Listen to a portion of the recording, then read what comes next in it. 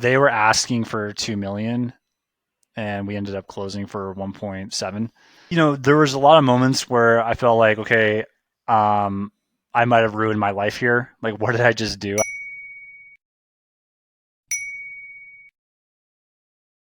Did you know what kind of business you wanted to buy, or how did you figure that out?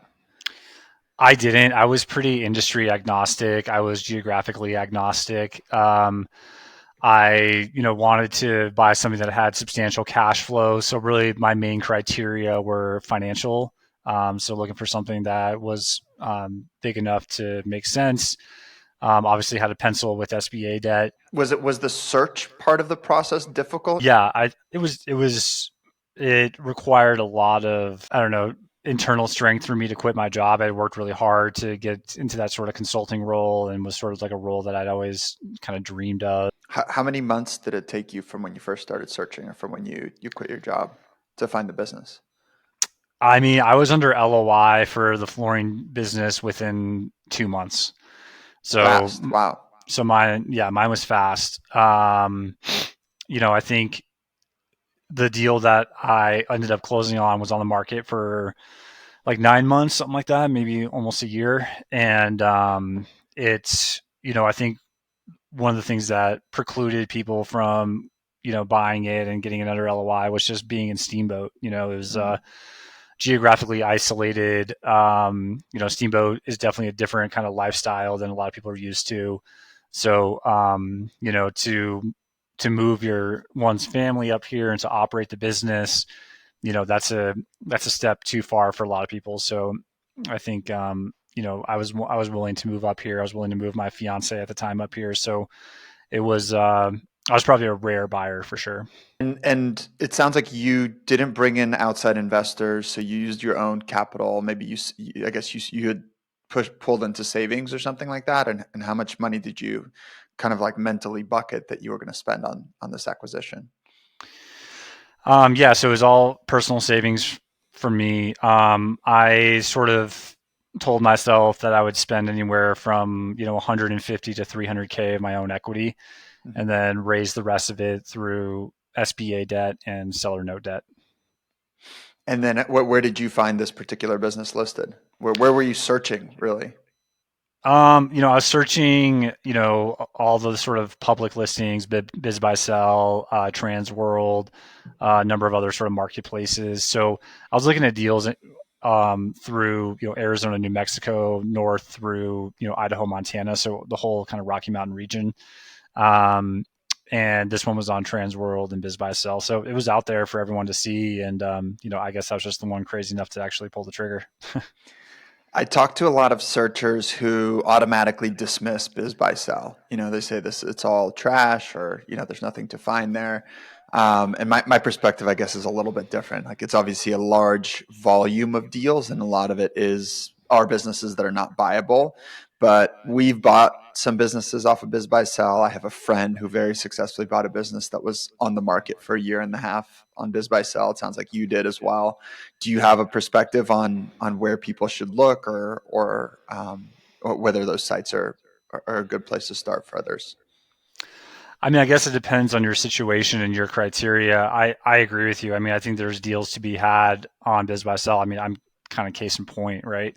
Um, so yeah, there's absolutely deals out there on Biz by Sell that are worth taking a look at. I think if you're, probably a more sophisticated buyer, or you have a large amount of capital to deploy, yeah, probably not going to be looking at Biz by Sell. But if you're a first time searcher like I was, and you are just looking for something to kind of cut your teeth with and to get into a little bit more of an entrepreneurial career path, then yeah, I think there's a lot of opportunities in Biz by Sell. And I think I think dumpster diving for sort of smaller businesses, maybe lower multiples, lower SDE. I think there's opportunities out there for you to learn and grow, and take a business that might be fledgling, grow it, make some money, and hopefully you can move on to deals that may not be on Biz by Sell in the future. But I think it's a really great place to start for a lot of people, and it was for me. So you found this deal. You reach out to the broker, I assume. Do you remember what caught your eye about it, or kind of what got you focused and excited about it? Because I'm sure every day you're looking at 50 plus deals, and the lines are blurring between all of them. So what about this one caught your eye?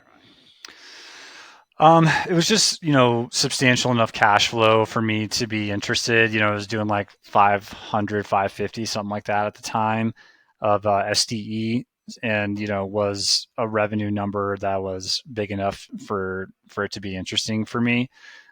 So I felt like, okay, this is actually a real business. This isn't like, someone's contracting, shop where they're doing $1 million of revenue or something and 200K of SDE. Like, that's a job. So I felt like there's a real business. Um, the purchase price I thought was reasonable. Uh, What was the listed purchase price? they were asking for 2 million, and we ended up closing for 1.7. Mhm. So I felt like, okay, this is something that is substantial enough for it to make sense. It's not like I'm raising $5 million of SBA debt. $2 million is a little bit more kind of in the wheelhouse of where I could be more comfortable and not have too much debt overhang. So yeah, I felt like the deal made sense. The purchase price made sense. I love Steamboat. I've been coming up here since I was a kid. So geographically, it's just an awesome place to be. So for that reason, it checked a lot of boxes. How did you structure the deal? So the purchase price was 1.7 million. Did you have any structure with the seller, or was he kind of fully cashed out? How did you think about that? So we did 80% SBA debt, 10% equity, 10% seller note. And we also negotiated some bonuses for key employees to stay for at least a year, which came out of the seller's pocket. So, um, you know, I wanted to make sure that the team that was in place stayed. So we negotiated a bonus where those guys made X amount of dollars for staying 6 months, X amount of dollars for staying 12 months. So just kind of trying to make the transition as smooth as possible. And was the seller note paid after the SBA, or what was the payment terms of the seller note? No, it wasn't on standby or anything like that. So we made payments every month, just like we to him, just like we did to the SBA. Over 10 years. Yeah. I saw one of your tweets on X and noticed that your post said the first 6 months was like, what did you say? A knife fight, I think was the term that you used. What were you feeling at the time? There was a lot of moments where I felt like, okay, um, I might have ruined my life here. Like, what did I just do? I had a pretty good gig. I was making money. I had a nice career. And just like, just the intensity of it. Like, this business is all on your shoulders now. I mean, when you're in corporate America, you just don't have that type of sort of like skin in the game, and I was all in, on this business, and it's intense. So I moved up here. I don't know anything about flooring. It's a small town. People are talking. Who's this new guy that came in here? Oh, white collar guy. So I was kind of a fish out of water just in terms of culture and being in this blue collar world where I just didn't really have that sort of background really. So it was intense to get people's respect and buy in, and prove that I can actually do this thing. And it's an important business for a small town like this. So I think a lot of people were kind of figuring out whether I was actually going to make it.